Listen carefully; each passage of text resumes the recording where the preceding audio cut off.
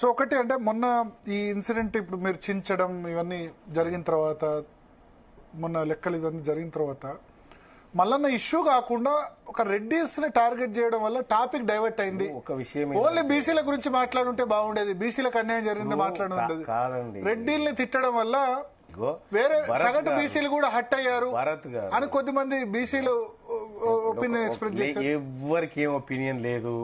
First of all అగ్రకులాల్లో ఉన్నటువంటి పేదవాళ్ళకి వాళ్ళ జనాభా, వాళ్ళు ఎవరైతే అర్హులు ఉన్నారో వాళ్ళ ప్రకారం ఈడబ్ల్యూఎస్ ఉండాలి. కానీ అంతకు మిక్కిలి ఎక్కువ తీసుకుంటా ఉన్నారు అనేటువంటిది చర్చ. తీన్మార్ మల్లన్న వీళ్ళని అన్నాడు, వాళ్ళని నేను ఎవరిని ఏమనలే. ఈ బీసీల తెరవ వచ్చిన ఎవరిని వదిలిపెట్టలే. ఎవరిని ఏమనలేదు, అంత పెద్ద మాట అన్నారు కదా. అరే నేను మీ దాంట్లోనే చెప్పినా కదా క్లియర్ గా. ఫస్ట్ వరంగల్ సభలో అన్నారు, వరంగల్ సభదే మీ దాంట్లో చెప్పినా. ఒకడెవడో సన్నాసి ఇట్లా పెట్టిండు, ఏది మీరంతా ఇట్లా ఉండాలి అంటే నేను ఆ రోజు చెప్పడం జరిగింది.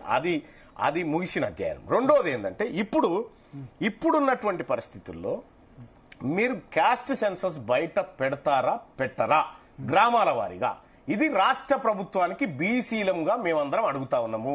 మీ పారదర్శకత నిరూపించుకోండి. క్యాస్ట్ సెన్సస్ ఏది కేంద్ర ప్రభుత్వం చేసే సెన్సస్ రాకముందుకే పరువు నిలుపుకోండి. అది వచ్చిన తర్వాత పరువు బొడగొట్టుకొని నవ్వుల పాలు కాకండి. మీరు కాకండి, మీ నాయకుని చేయకండి. ఓకే, ఇప్పుడు ఒకవేళ రేవంత్ రెడ్డి చెప్పిన లెక్క కరెక్ట్ కాకపోతే మీతో పాటు ఉన్న నేతలందరూ కూడా జంతర్ మంతర్ పోయి ఆయన అభినందించారు, సన్మానించారు. ఏమని అసెంబ్లీలో ఏమని? ఇప్పుడు మీతో పాటున్న జూజుల శ్రీనివాస్ గౌడ్ అయినా, లేకపోతే జాజుల శ్రీనివాస్ గౌడ్ అయినా, తర్వాత ఐఏఎస్ అధికారి మాజీ రిటైర్డ్ ఐఏఎస్ చిరంజీవులైనా అందరూ సన్మానించారు కదా మీ పక్కన ఉన్న వాళ్ళు. రేవంత్ రెడ్డిని ఆయన అసెంబ్లీ కమిటీ సాల్వా రేవంత్ రెడ్డి గారిది, దండా రేవంత్ రెడ్డి గారిది, ఏ స్టోలు మా వాళ్ళు. నేనేమంటున్నంటే తప్పైతే సన్మానించద్దు కదా. నేను ఒకటి ఏం చెప్తా ఉన్నాను, చిత్తశుద్ధి ఏది చిత్తం శివుని మీద భక్తి చెప్పుల మీద అన్నట్టుగా ఇక్కడ నువ్వు లెక్కలు బయట పెట్టకుండా కాగితం గవర్నర్ బంగ్లాలనే ఉంటది, పోయి ఢిల్లీలో కూర్చుంటావు. నువ్వు ప్రధానమంత్రి గారికి అపాయింట్మెంట్, అఖిలపక్ష అపాయింట్మెంట్ లెటర్ రాసినావు, ఏమైంది? అది ఇవ్వలేదు ప్రధానమంత్రి. ఏది ఇవ్వలేదు? మరి ఆ మాట చెప్పు ప్రధానమంత్రిని దోషిగా నిలబెట్టు ప్రజాక్షేత్రంలో. అంటే అసలు లెటర్ పంపలేదా? నీకు దేవునికి ఎరక పంపిండా లేదా అనేది. ఒకవైపు ఈయన రేవంత్ రెడ్డి గారి చట్టసభ మీద ఉన్న గౌరవం చూడు. తెలంగాణ రాష్ట్రంలో అసెంబ్లీలో ఒక బిల్ పాస్ చేసి మండలికి పంపి దాన్ని పాస్ చేస్తే అది చట్ట రూపంలోకి గవర్నర్ గారి సంతకంతో మారుతుంది. అసెంబ్లీలో పాస్ కాగానే లెటర్ రిలీజ్ చేసిండు. ఏమని?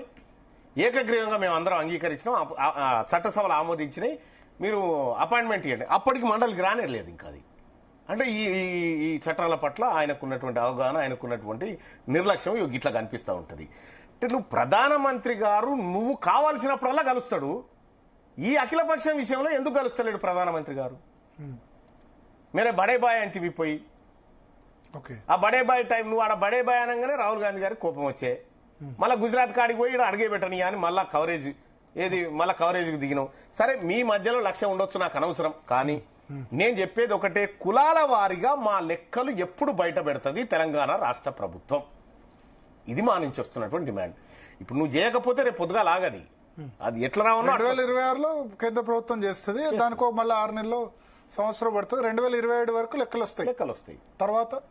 తర్వాత కూడా తెలంగాణ రాష్ట్రంలో నువ్వేందో నీ బలమేందో నీకు తెలిసిన తర్వాత నువ్వు ఎందుకు ఊకుంటావు?